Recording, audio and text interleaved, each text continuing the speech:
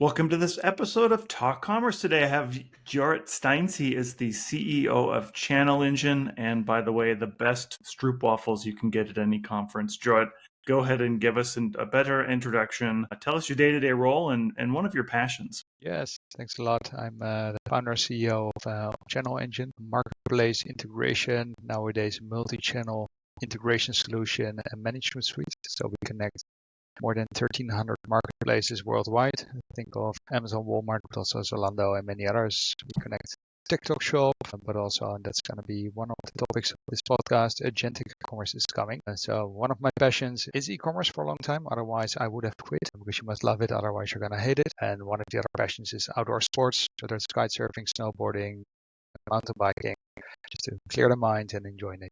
That's awesome. Yeah, you're my second kite surfing, I think, in at least 2 weeks. So I haven't tried kite surfing. I might be a little bit too old for it now, but I should never say that, right? No, you're not. I've been It's like, trying to. this is a signal. Yes, it is definitely a signal. I've been trying to learn how to surf, so that's a lot of challenge. That's a good start. Just that part. That's great. All right, so Jorrit, before we do get started, and we're going to talk about Agentic, and I'm really looking forward to talking about that today. But I do this thing called the Free Joke Project. So I'm going to tell you a joke. You just give me a rating 8 through 13, and I kind of wish I would have brought. I've found a stroopwafel joke, but I don't have one. But anyway, here we go. One spelling mistake can ruin your marriage. I accidentally texted my wife, "I'm having a great time. I wish you were her." Yeah, politically correct, that would be an 8, but I think it's funny. It's funny. Good. Yeah. I mean, nobody talks about politically correct. In fact, I just wrote I do a lot of vibe coding with Claude, and I've been to so many conferences in Europe, and the Dutch and the Germans are always so liberal in using language that maybe the US or Americans wouldn't use in their vernacular. I think it's super fun and interesting to talk about what is politically correct in speaking, and what does it mean when you're speaking English. But that's another complete topic. Let's talk a little bit about how people connect and how important it is now to connect all these different channels into one spot. And then let's kind of loop in Agentic on that. Kind of give us the 10,000 foot view of ChannelEngine and how it solves a lot of problems. Yeah, so I think over the past 5, 6, 7 years, and even before that, marketplace came up with Amazon being first and eBay popping up, opening up for typically smaller sellers that came on board, or retailers started selling on those marketplaces as a third-party seller. But it's shifted more and more to brands that start selling directly on the marketplaces to either backfill or augment their collection, where Amazon didn't buy everything from their assortment, and they have the opportunity to sell direct to the consumers. And that started expanding because a lot of retailers are now also opening up marketplaces as well. See, a lot of retailers didn't want to have that many products on the balance sheet. So they're opening up a marketplace, and that means an opportunity for a brand, but also a challenge. So it's not one marketplace and your own D2C shop, but it's 2 or 3 or 5. We have customers doing 60 or 70 marketplaces with a small team, and that means you need to start synchronizing. Get the product information out there, and they have different requirements of titles, descriptions, images, attributes, and that's where the journey starts, because then a marketplace needs to know how many items do you have in stock. When you sell something on Walmart, you need to take it off of Amazon, you need to take it off your Shopify store, then the orders needs to be shipped. So all that synchronization and management is done in ChannelEngine, and we have customers using us worldwide, North America, Latin America, Europe, Middle East, Southeast Asia, at scale. And so it's getting more and more important. And then you see all social commerce becoming transactional, and then the AI agents are coming up.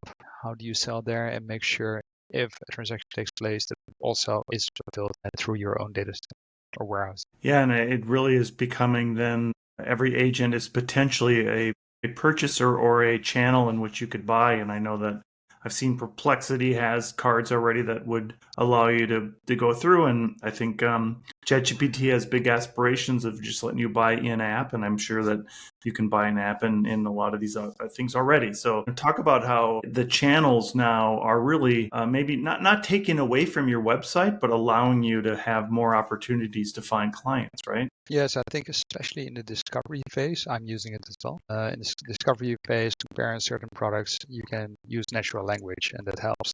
In ChatGPT, Perplexity, Gemini, you will get recommendations, including reviews, and you can talk to the agent.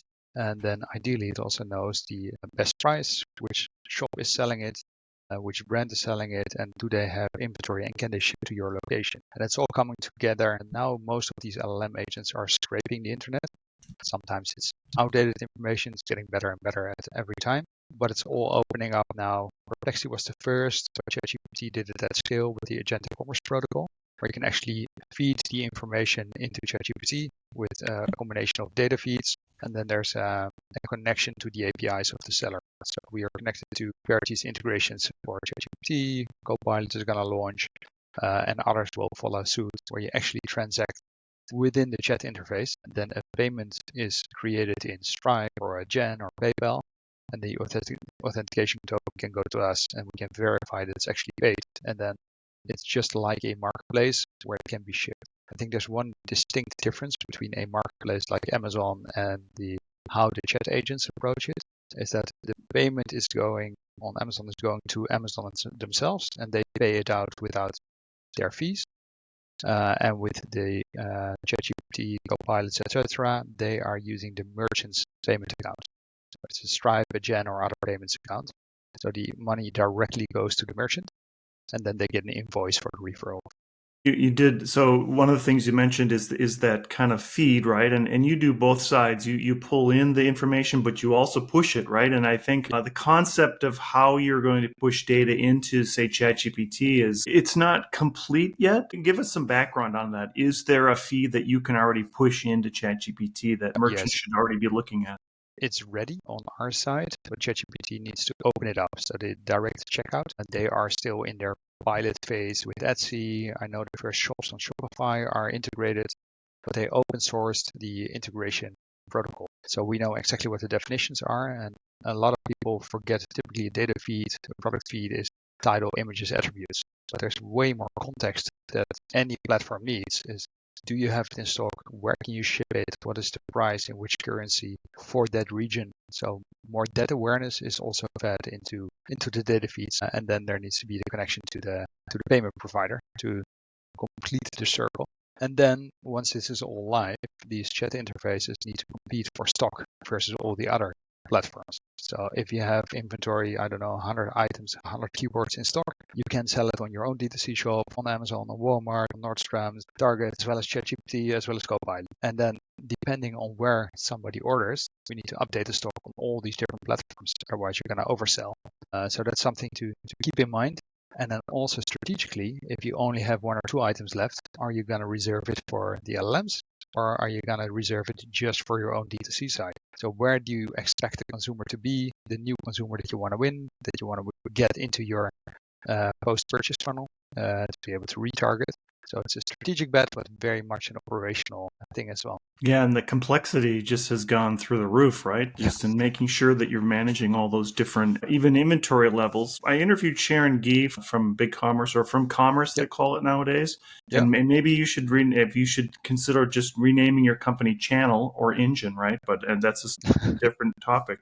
One thing she said is for LLMs to discover you have to have so much more data and context to run your product. Yes. Are you seeing now merchants going to and adding much more data to every single product? Absolutely. For some, it's hard because they have hundreds of thousands of SKUs. For some brands, it's easier. And you see that for LLMs to give a good recommendation, questions and answers are essential. Not only to directly feed in the LLMs, but also if you sell on your own D2C shop, because LLMs will index your site. And so the better you can answer the questions for your product, the more likely you are to float up into the conversations. And of course, the reviews are a big part of that as well. Yeah. Are you seeing the ability, I think one shortcut would be to use your existing data to create more questions and answers on your data and use that, and then maybe have a human. We'll always have a human go back and review it later because it does get a little crazy. But is that one of the methods you're seeing merchants do? Yes, absolutely. And you can look at returns, for instance. What are they saying? Look at reviews. Reviews are something of a very valuable part because those are the typical things I mentioned that are not in the product description yet. You can extract data from the images. You see you can add a lot more context, brand-related context that is applicable to all the different items, whether a brand is fully sustainable, put it in the product description as well. That is fed into your D2C shop, marketplaces, and so that's feeding a lot. And like you mentioned, there's a lot of AI that is helping product descriptions, titles, descriptions. Be careful with attributes because AI, although the number of hallucinations is smaller, always check for hallucinations. For instance, battery life on your watch. If it says 3 weeks and it's actually 3 days, be careful with that. Easy way to circumvent that is have 2 or 3, specifically 3 LLMs do the same attributes, and then see if there's an overlap. And if it's fully overlapped, it's fine, because the chance of all 3 hallucinating is 0. Yeah, well, it's not quite 0, but it could be 0. The other method I've heard many of the new AI or AI SaaS platforms doing is having gateways in which you'd have a check and a check and a check. So maybe you'd go through run iteration and then it would go back and check to make sure that that the data matches what you're saying and making sure that it goes through there. The question answer is that do you, from the LLM discovery standpoint, and this is probably not really in your wheelhouse, but where it lands on the page, does it matter for an LLM? It's at the bottom of the page, at the top of the page? Within the LLMs, the ranking we don't know yet, because it definitely depends also on the user context. Because if I'm using it already to discover information of what I have to buy, and it also takes a lot of things into account it knows about me. And so there's already some sort of personalization. I heard an interview with the SE from Amazon saying, well, there's no personalization. Well, it is, because ChatGPT knows a hell of a lot about people. So there's personalization already. I don't know yet how we can influence with ad spend and sales velocity and all the stuff we know from marketplaces. And so that's to be discovered. Yeah, The thing you need to know is, are your products there with enough rich content as possible? So, we kind of started off with Agentic, and I think the ultimate vision of Agentic is that the client will then, the consumer will deploy an agent that would scrape the internet for where they want to buy, and then come back and say, hey, I found these 3 things. Would you like to buy this? Or even at some point, and I think in the B2B world, at some point, you're going to deploy an agent who's going to go and then shop at 3 different places and then buy something for the to procure it, right? So I think that's where we're going. Have you seen anybody doing that yet? No, not at this scale.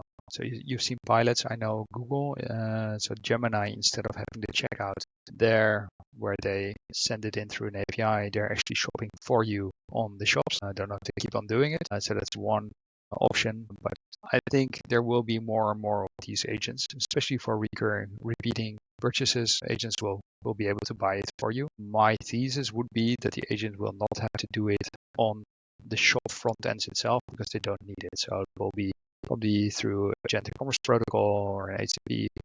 So different protocols to get that going without needing the front end that has had a lot of time with UX and UI. They don't need it. They just need the data and the transaction. Yeah, and do you think, so you did mention you don't really need the front end, but I think that a lot of this is going towards an API feed to an LLM rather than scraping it, right? That makes it much more efficient for the internet. Absolutely. Even. And that's prepared already.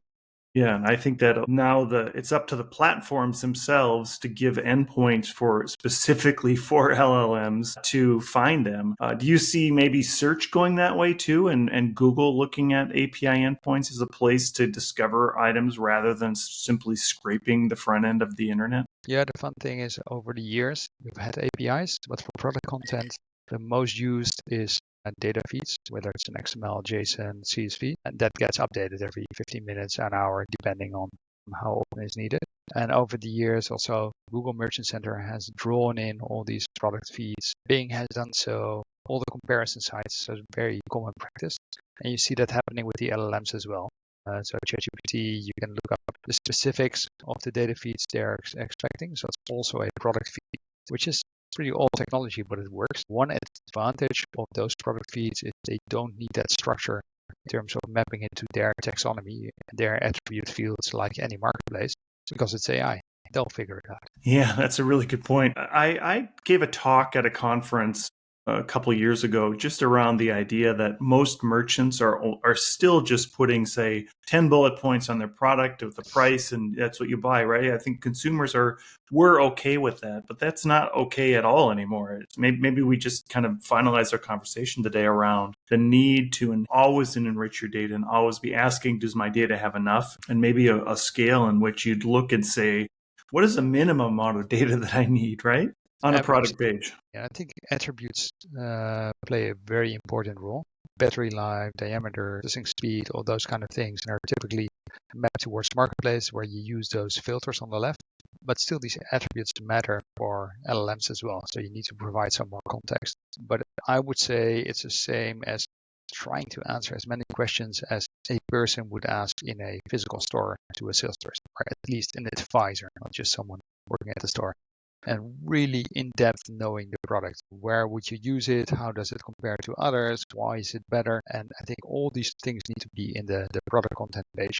So there will be way richer content than it was before. So that's it's going to be an interesting challenge to do that at scale. And that's where AI tools can help out, but then you need to validate that it's correct. Yeah, and attributes sort of work like the parameter inside of an LLM, where it's a connection point in which you can get it data. And then there's there's different types of attributes. There's mapped attributes that would map to just a single drop down item, or you'd have a text based attribute. And I know if you looked at a PIM, the hardest thing to try to manage is text based attributes, but I also think now LLMs are going to make text-based attributes easier to manage in the future, right? Yes, and we do it as well. So in ChannelEngine, we've got a lot of text-based attributes coming in, and they can be in different languages with slashes and different materials, for instance, and the marketplace have their own requirements. And mapping between the two, use AI for that. It makes it much easier, and we just get a recommendation, and all you have to do is validate and click on OK. So that saves a lot of annoying work to do. And going forward, we want for some customers to enable them to just do it on autopilot. I verified first, 100 or 10. I'm okay with it. I trust it. Do you think that maybe important, the more important things in your tech stack is going to be your PIM, your product information management system, rather than your e-commerce front end? Yeah, of course, I'm gonna say that the marketplace integration solution is the most important one, but that's definitely that needs the data coming out of the PIM system. So you need both. So ChannelEngine gets a product syndication, but without having the product information, there's not much to syndicate. Got it. And only having it in your PIM, not getting it out there, is also yeah, exactly. So, Jorrit, we do have a few minutes left. As we close out the podcast, I give everybody a chance to do a shameless plug about anything they'd like. What would you like to plug today? Yeah, so if you're serious about e-commerce and the changing landscape, whether you're a big company that needs to adjust quickly and doesn't want to rely on purely ERP and PIM system, you need a flexible solution. And that also is enterprise grade, but allows you to pop on new marketplace, test it out, be on agentic commerce as quick as possible without disrupting all your operational flows, then give our team a call. And also the last plug is got a lot of insightful information, great guides, ebooks, research reports that are interesting for anyone to download from our website. That's perfect. And I'll make sure we get it's channelengine.com, right? Correct. We make sure we get all those into the show notes. Jorrit Steinz. ChannelEngine.ai, you'll end up at the same Either one, right. All right, perfect. Jorrit Steinz is the founder and CEO of ChannelEngine. Thank you so much for being here today. Thanks a lot, Brent.